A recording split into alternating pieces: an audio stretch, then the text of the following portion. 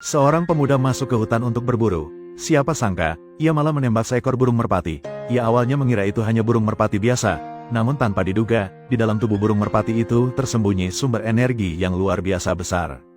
Sesampainya di rumah, pemuda itu dengan cepat mencabuti bulu dan memisahkan tulangnya. Ia memasak sepanci sup bergizi yang penuh hingga meluap. Benar saja, sup yang dimasak memiliki rasa yang luar biasa lezat. Pemuda itu melahapnya dengan lahap, bahkan hingga tetes terakhir sup pun tidak tersisa.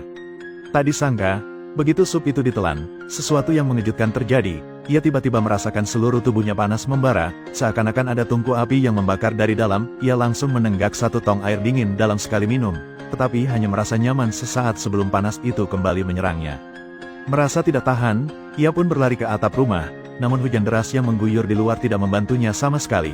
Tubuhnya tetap terasa seperti lahar yang mengalir. Dalam kegelisahannya, ia meronta-ronta dan tanpa sadar mencengkeram tiang penangkal petir. Tiang yang setebal lengan itu langsung ia patahkan dalam sekejap. Saat itu juga petir menyambar tubuhnya, membuatnya terpental dari atap dan langsung pingsan. Ketika ia akhirnya sadar kembali, ia menemukan bahwa dirinya kini memiliki kemampuan mengeluarkan listrik. Ia bahkan sempat mengalirkan listrik ke sahabatnya hingga rambut sahabatnya berdiri tegak seperti gaya rambut mohawk. Untungnya sahabatnya yang bernama Tahkin cukup berpengetahuan luas. Ia segera menyadari bahwa Tinke mungkin tanpa sengaja telah memakan pil super bergizi yang sangat langka di dunia. Tahkin lalu mencarikan sebuah kitab teknik untuk mengatur aliran energi dalam tubuh dan menyuruh Tinke mengikuti jalur titik akupunturnya sesuai dengan yang tertulis dalam kitab tersebut. Tanpa diduga, begitu ia melakukannya, Tinke langsung menguasai teknik menembakkan listrik. Namun sebelum ia sempat merasa senang, tiba-tiba seorang wanita datang bersama sekelompok orang menerobos masuk ke rumahnya. Mereka mengaku berasal dari aliran ortodoks Triyu Duong Giao dan datang untuk mencari burung merpati yang mereka lepaskan sebelumnya. Tentu saja Tinke tidak berani mengakuinya. Tak disangka, pada saat yang sama, sekelompok orang dari aliran sesat juga menerobos masuk, juga mencari burung merpati tersebut. Begitu kedua pihak bertemu, mereka langsung bertarung. Tinke yang terjebak di tengah pertarungan terus-menerus terkena serangan, tidak tahan lagi. Tinke akhirnya melepaskan listriknya, membuat semua orang yang ingin menyerangnya terjatuh seketika. Melihat Tinke mampu mengeluarkan listrik, tidak ada yang berani mendekatinya lagi. Namun siapa sangka, saat ia masih merasa bangga dengan kekuatannya, tiba-tiba listriknya menghilang dan ia tidak bisa menggunakannya lagi. Melihat para lawannya kembali mengerubunginya dengan niat menyerangnya, ia langsung melompat lebih tinggi dari atap rumah. Ternyata dalam situasi genting, ia berhasil mengaktifkan teknik ringan tubuh. Seketika ia berlari dengan kecepatan angin, menendang lawan-lawannya dan meluncurkan serangan. Namun tanpa disangka, ia tidak bisa mengendalikan kecepatannya dengan baik. Seorang wanita dari kelompok ortodoks melihat bahwa Tinke tidak sengaja mengambil keuntungan dari situasi tersebut dan langsung menamparnya beberapa kali. Namun Tinke malah menyalahkannya sebagai orang yang terlalu perhitungan. Wanita itu menjadi sangat marah, merasa malu dan geram sekaligus. Hanya ada satu cara, yaitu membawa orang pergi. Ternyata di dalam tubuh burung merpati yang dimakan Tinke tersembunyi sebuah roh api. 18 tahun yang lalu, aliran ortodoks dan aliran sesat bertarung hebat. Pemimpin Triyu Duong Giao, yaitu Triyu Duong Lao Enhan, berhasil menekan Tin Ma Ten Kuan. Namun baru beberapa hari yang lalu, 3 pemimpin utama Sekte Iblis mengorbankan seluruh kekuatan mereka untuk membangunkan kembali Ten Kuan. Mereka menciptakan pil Yin Yang, es dan api. Pil api mengandung energi api ekstrim dan sangat panas. Siapapun yang meminumnya akan terbakar dari dalam. Kedua pil harus diminum bersama agar efeknya mencapai puncaknya. Jika tidak, setelah 49 hari, orang yang hanya menelan satu pil akan mati. Namun saat Ten Kuan menelan pil es, 2 ahli dari Triyu Duong Giao yang telah lama bersembunyi tiba-tiba muncul untuk merebut pil api. Sayangnya karena para pendekar Sekte Iblis berkumpul dalam jumlah besar, mereka tidak dapat melawan. Dalam keadaan hampir kehilangan nyawa, mereka tidak punya pilihan lain selain memberikan pil api kepada seekor burung merpati dan melepaskannya ke udara. Tak disangka, burung itu malah bertemu dengan Tinke yang sedang berburu. Di sisi lain, Tin Ma Ten Kuan harus segera meminum pil api dalam 49 hari untuk menekan energi es dalam tubuhnya. Jika tidak, ia akan mati karena hawa dingin yang berlebihan. Oleh karena itu, ia berencana membawa Kim Mao Su Fuong untuk mencari Tinke dan membunuhnya demi mendapatkan pil tersebut.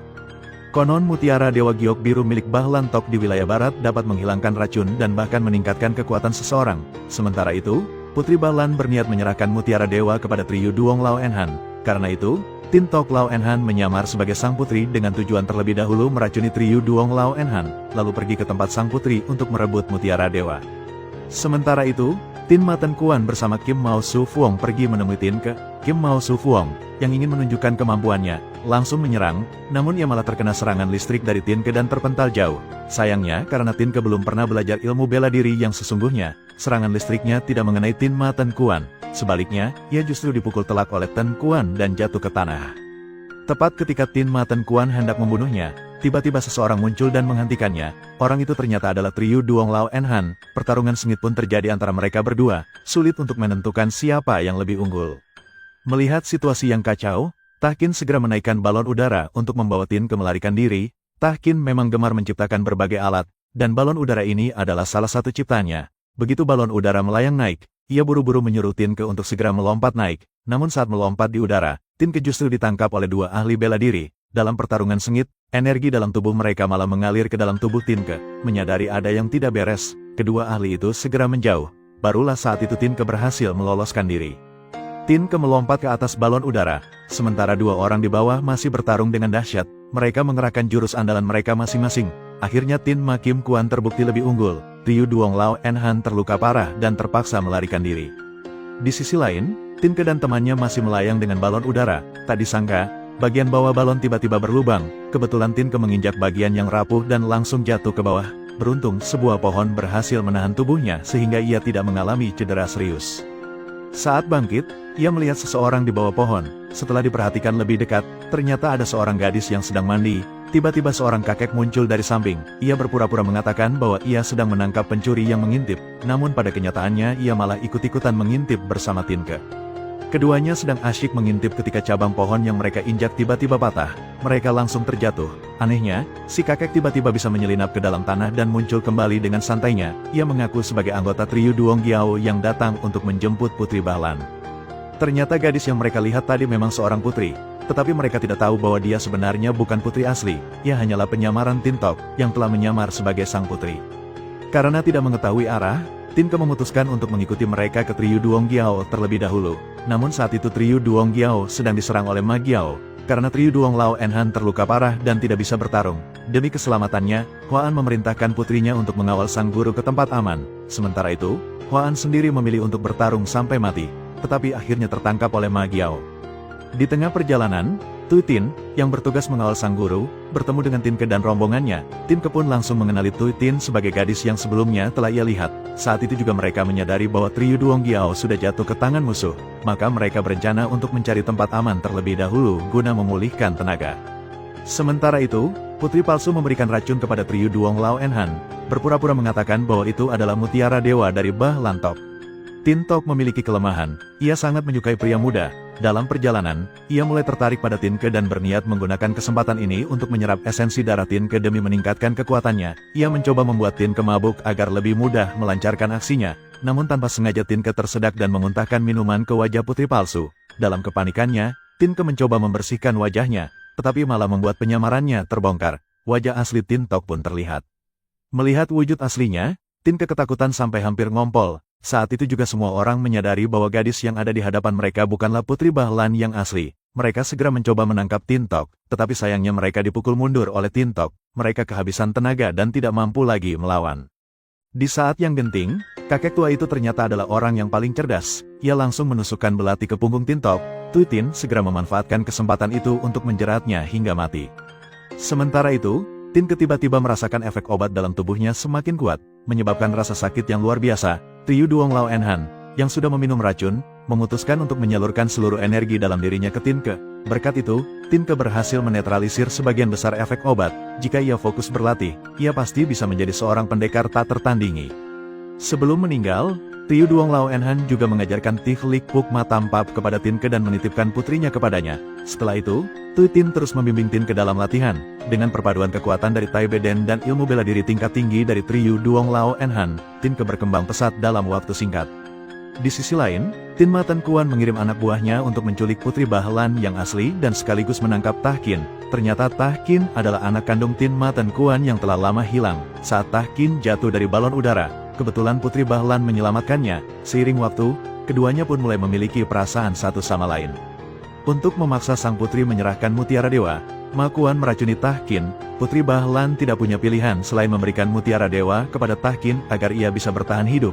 Namun tiba-tiba Ma Kuan merebutnya dan mengungkapkan bahwa racun yang diberikan pada Tahkin bukanlah racun biasa, melainkan suanduk, obat yang akan membangkitkan hasratnya. Ia pun menyuruh Tahkin untuk menikmatinya perlahan. Di tempat lain, Meskipun kemajuan Tinke sangat pesat, ia masih belum bisa menguasai jurus pamungkas Tihlik Pukma. Mendengar bahwa Ma Kuan telah merebut Mutiara Dewa, mereka memutuskan untuk menyusup ke dalam markas Ma Kuan sebelum ia sempat menyerap kekuatannya. Mereka berencana untuk menyelamatkan Putri Bahlan dan para tawanan dari Triyu Duong Giao. Saat mereka berhasil membebaskan para tahanan, para anggota Ma Giao langsung menyadari keberadaan mereka. Kim Mao Su Fuong segera memimpin pasukan untuk mengepung Tinke dan rekan-rekannya. Pertempuran sengit pun terjadi. Tak disangka, ilmu bela diri Kim Mao Su Fuong sangat tinggi. Meskipun diserang secara bergantian, ia tetap tidak bisa dikalahkan. Bahkan Tinke sempat ditangkap dan dibanting ke tanah dengan keras hingga kepalanya pusing. Namun dalam kekacauan itu, ia masih berhasil menyerang balik dan membuat Kim Mao Su Fuong terlempar jauh.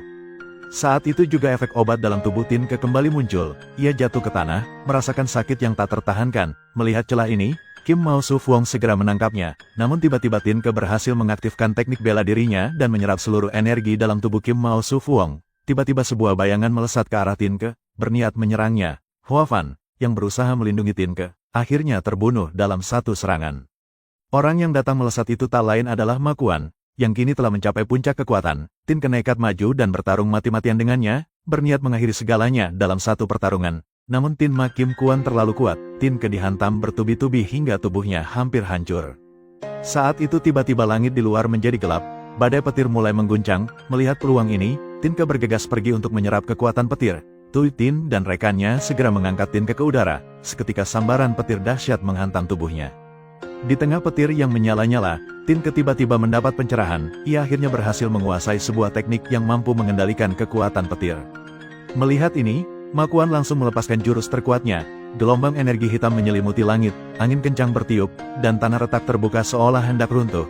Namun Tinke tidak gentar, ia menyalurkan seluruh energi petir ke dalam pedangnya dan menghantam tanah. Ma Kuan terpukul mundur, mengalami luka dalam yang parah. Tinke tidak menyia-nyiakan kesempatan ini. Ia mengumpulkan seluruh tenaga dalamnya, mengubahnya menjadi cahaya emas yang menyilaukan, lalu melepaskannya dalam satu serangan terakhir. Ledakan cahaya emas membunuh Ma Kuan dalam sekejap.